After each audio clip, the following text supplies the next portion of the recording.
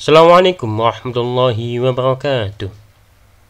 Sahabat Amifa Channel yang dimuliakan Allah, menurut orang-orang, lalat itu hewan kotor, jijik, dan jadi biang penyakit.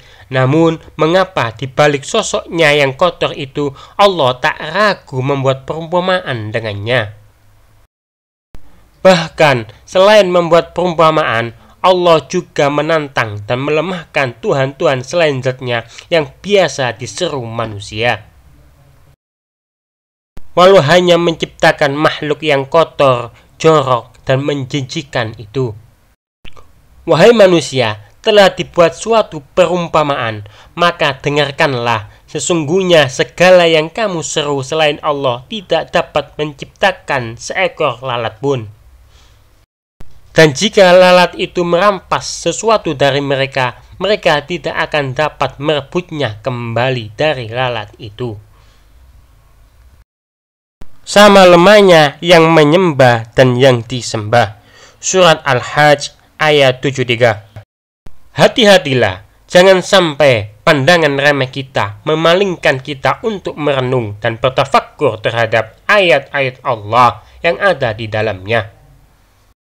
Bila tubuh lalat diperbesar sampai 100 kali, sehingga terlihat jelas detail dan organ tubuhnya, begitu pula kemampuannya, maka siapapun yang melihat akan tercengang.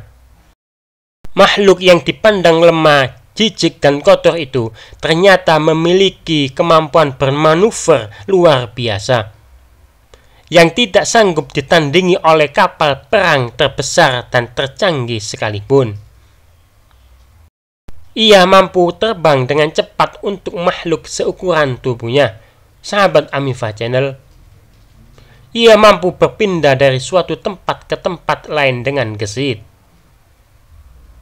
Per detiknya, ia mampu mengepakkan sayap 200 hingga 400 kali.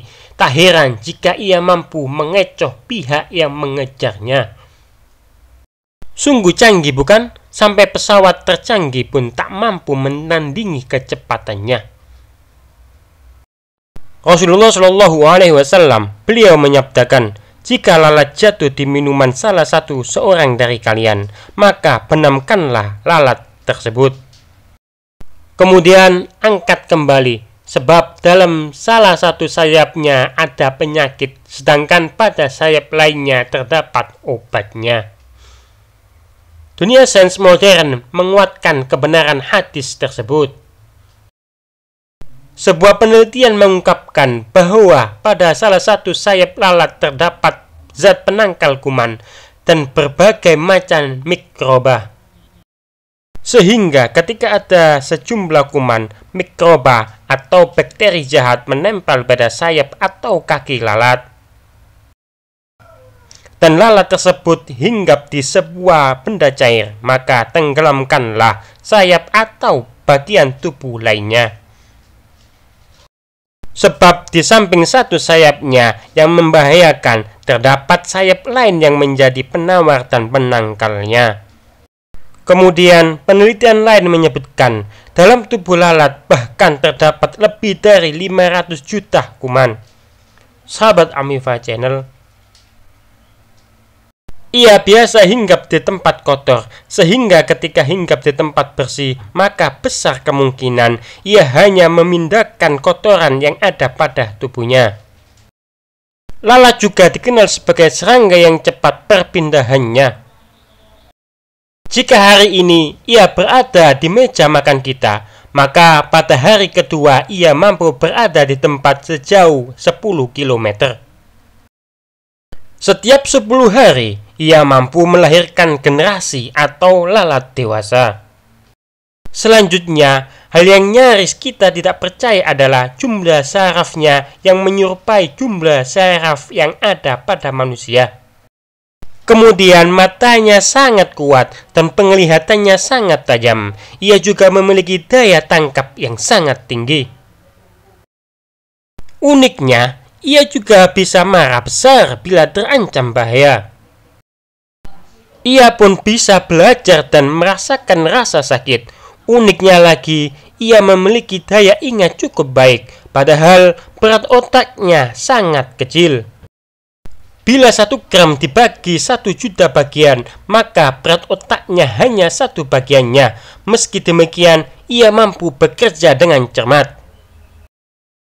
Tak hanya itu, lalat juga memiliki lebih dari 100 juta jenis. Salah satunya adalah lalat pemangsa. Ada pula jenis lalat seperti lebah yang menghisap madu dan minuman manis. Ada pula jenis lalat yang membuat buah seperti arak. Sungguh, walau seluruh makhluk pada zaman puncak kejayaan sainsnya bersatu untuk mampu menciptakan lalat, niscaya mereka tidak akan mampu melakukannya. Sesungguhnya segala yang kamu seru selain Allah sekali-kali tidak dapat menciptakan seekor lalat pun, walaupun mereka bersatu menciptakannya. Dan jika lalat itu merampas sesuatu dari mereka, tidaklah mereka dapat merebut kembali darinya. Bagaimana pula hadis Nabi Shallallahu Alaihi Wasallam mengetahui hakikat ini? Apakah beliau memiliki alat analisis? Apakah pada zaman itu sudah ada alat canggih seperti Microsoft? Bayangkan 15 abad yang lalu. Beliau bersabda, jika lalat jatuh di minuman salah satu dari kalian, maka benamkanlah lalat tersebut, kemudian angkat kembali. Sebab dalam salah satu sayapnya ada penyakit, sedangkan pada sayap lainnya terdapat obatnya. Semoga bermanfaat. Wassalamualaikum warahmatullahi wabarakatuh.